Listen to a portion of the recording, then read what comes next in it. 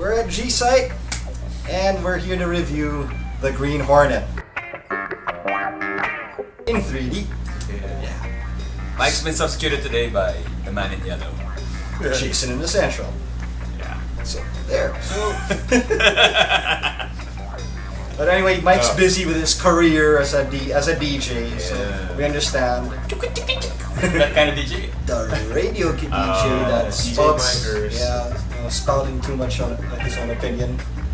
But hey, he's an AM. He gets bleeped a lot. He gets bleeped a lot. Hey, he's live tonight. Yeah, He's what time? 9 o'clock. Oh no! We should turn on this radio. We'll try to tune in later. Alright. Yeah. So anyway, now back to the Green Hornet. Synopsis as usual. Starring Seth Rogen and new guy, what's his name? Jay Chu. That's Taiwanese pop star. Based on the 50s radio serial. It's a superhero movie, but it's like your typical standard, like a Batman type of character. And the twist here is that he's a billionaire playboy, but they're superheroes pretending to be supervillains. They're bad. They're bad and really good. So sweet.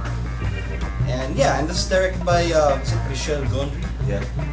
From Eternal Sunshine of the Spotless Mind. And I think I had fun. Yeah. Fun movie. You know, surprisingly, I did lower my expectations here.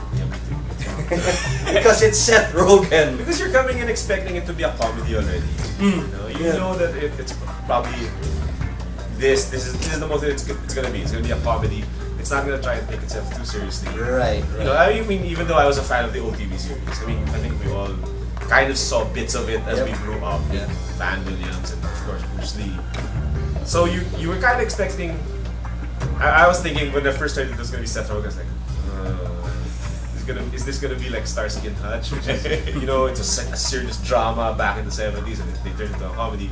So but this time, I don't know. I just felt that it's just gonna be fun because it's Seth Rogen. Exactly. Yeah, so. I mean, although for me it's like it's like when I watched Batman, I heard it was gonna be Michael Keaton past the Batman. Like, that's the guy from Beetlejuice. How can I take that seriously? But when I heard they were gonna play it straight, I'm like, oh man, I don't know. I just didn't know. And of course, I kind of felt justified after watching it because that was still for me a crap movie. What did you talk about, Batman or? Batman. Okay, sorry. I'm confused. Yeah. Tim Burton Batman. Okay. Me. Well, fascinatingly, I never really heard of Seth Rogen before. I really haven't. And You haven't watched Knocked Up? No, I just watched last week. That was the funny thing. 40-year-old version? Yeah, Dude! Yeah, I just watched Knocked Up last week. I watched Superbad last week. I caught Funny People on HBO. You know what I mean? I didn't see any of these in the theaters. And then I got it. You know what I mean?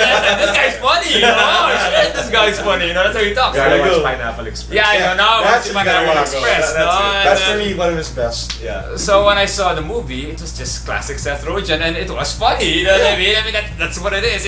It's not even the Green Hornet. It's just a vehicle for him.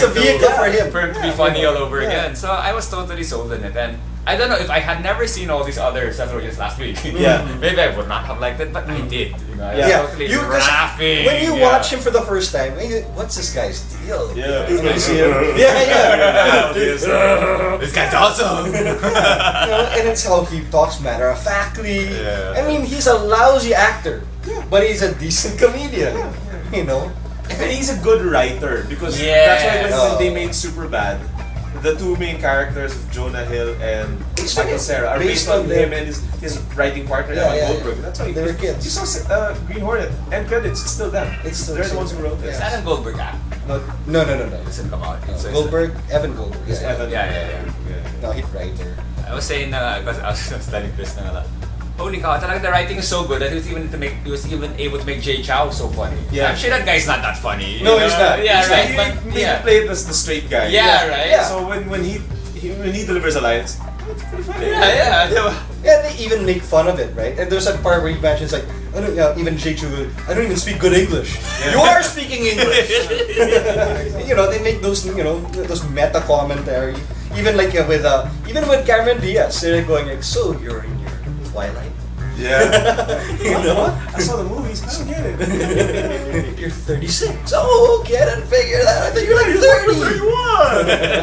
31. And it's just playing in the whole idea that she's Cameron Diaz for an actress is fairly old. It's fairly old already. Yeah. She's no longer a young hot femme fatale anymore, right? And we were talking about it earlier. The mask is like. I was reminded of the mask. I was reminded of the mask. Have you seen the mask recently? No, not recently. She's still so hot. Yeah. She's even hotter now. When you look at her background, like, oh my god, Cameron Diaz was really hot. She still is hot. Yeah. But she was I saw that when we were college, man. talaga. I saw that with the guys. Yeah. And we were like, where'd she come from?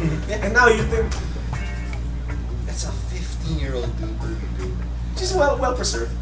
Yeah, that's great. I can't say she's bad. Yeah. She's done well. Yeah, and everyone was saying that like, oh, this movie's like, she seems so out of place, and she was okay. Yeah. I like the banter with her and each of the guys. The fact that she was pushing them away.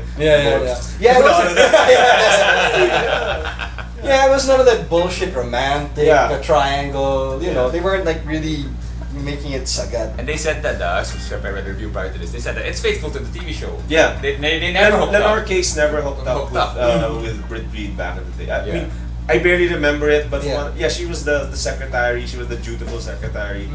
And I think the Mike Axelrod character of Edward James Olmos, he was faithful, a faithful friend. But the Scanlon character, he was the only one in authority who knew of Britt Reed's secret.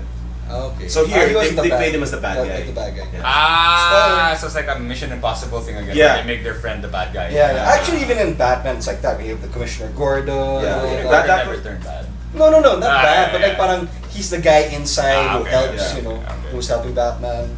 But was it like it was never played straight. Green Hornet. The Green Hornet, the old show. It was very They played it strange. straight. It was very It straight. kind of became absurd only when they crossed over with the Batman show. Yeah. Because they had the same producer, the same voiceover guy was the producer. So when they crossed over, like, how is Burt Ward gonna beat Bruce Lee? No contest. Yeah. It's not even with a fist. It's with a finger.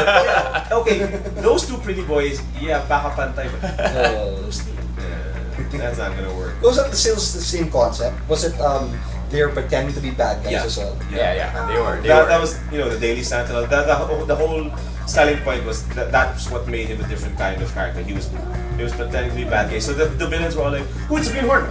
Okay, I actually thought it was a twist. No, that's really the plot. Before Remember, he the- has guns. Rarely do the heroes have a gun. It's only him in the shadow who have to have guns. Everyone else does not use guns because they're bad.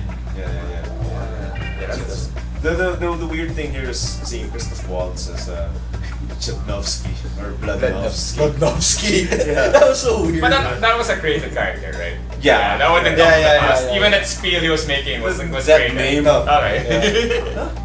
He was the one who seemed out of place, but I think I think he's very big already in Europe. And Yeah. we only got exposed to him through Inglourious Inglourious Basterds. He won the Oscar for it. So now he's like, I'm gonna cash in. Of course. I've got my Oscars. I'm just gonna cash in. I'll do these shows if they want me. Sure. And he was a scary bad guy. I thought Yeah, he yeah, was scary. Yeah, I love that I'm opening. scared of my guns.